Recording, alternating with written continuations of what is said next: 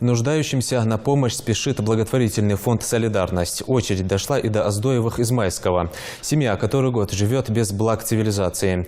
В фонде решили провести им отопление и канализацию. О доброй акции сюжет Заремы Евлоевой.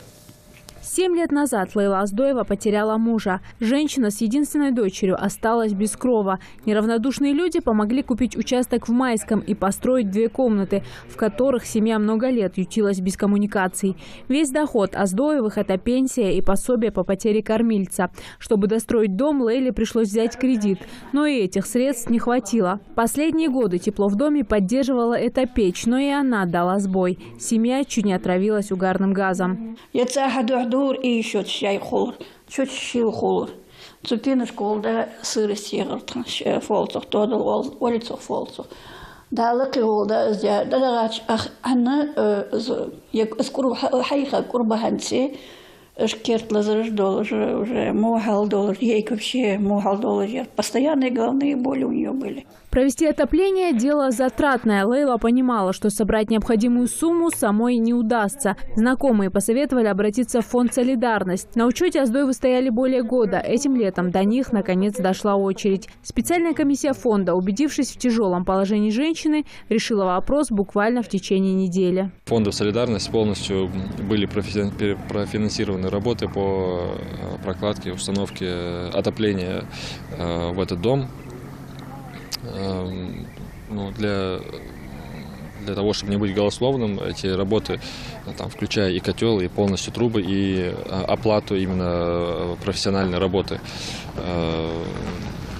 Где-то в течение недели, чуть больше недели, полностью этот вопрос был закрыт.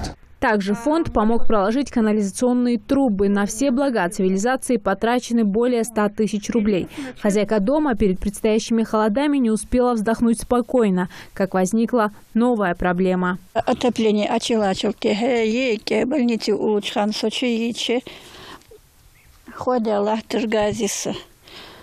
Вот. Так, контролер, да тихо, да граз, да яхажа, да ходи я багапел. Ханцодал дирдысы. Солдаты смесил ахч.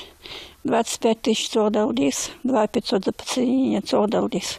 Получается 27-28 тысяч. Проблемы появляются одна за другой, но визит представителей фонда вернул веру в хороших людей, делится Лейла. Помочь в остальном «Солидарность» не имеет финансовой возможности. На очереди еще десятки нуждающихся. У этой семьи, у этой женщины тут остались еще, скажем так, некоторые моменты, которые нужно завершить для полного закрытия вопроса с домом, чтобы можно было уже полноценно в нем жить. Если у кого-то есть возможность помочь каким-то необходимым строительным материалом, инвентарем или самое главное работой, потому что помочь данной семье некому, нету близких родственников.